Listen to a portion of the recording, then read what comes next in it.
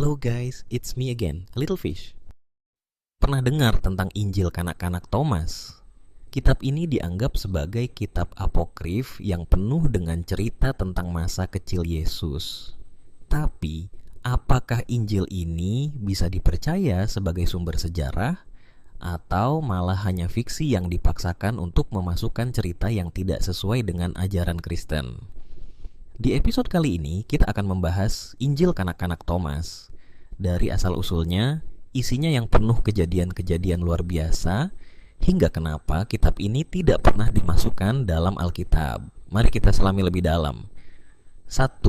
Apa itu Injil kanak-kanak Thomas?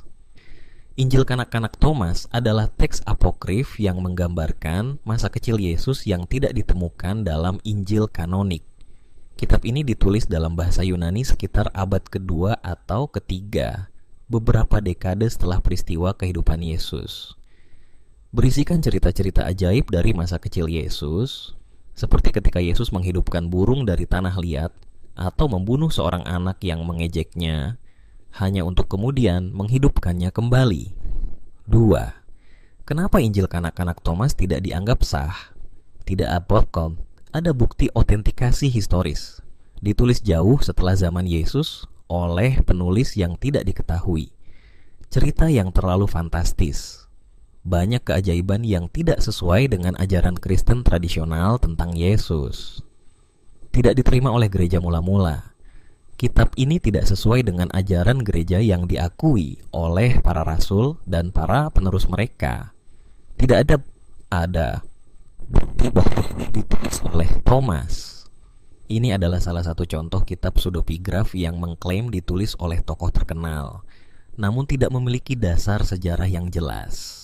Jadi itulah beberapa latar belakang mengenai Injil kanak-kanak Thomas. Kitab ini memang menampilkan sisi yang berbeda dari kehidupan Yesus pada masa kecilnya, tetapi dengan berbagai kejanggalan dalam keaslian dan konteks sejarah. Lalu, apa yang sebenarnya bisa kita ambil dari kisah-kisah ini? Mari kita lanjutkan di bagian kedua, di mana kita akan membahas lebih dalam lagi tentang implikasi dari kitab ini dalam sejarah dan tradisi agama, serta beberapa fakta menarik lainnya yang mungkin mengejutkan kita. Jangan kemana-mana, lanjutkan ke part 2.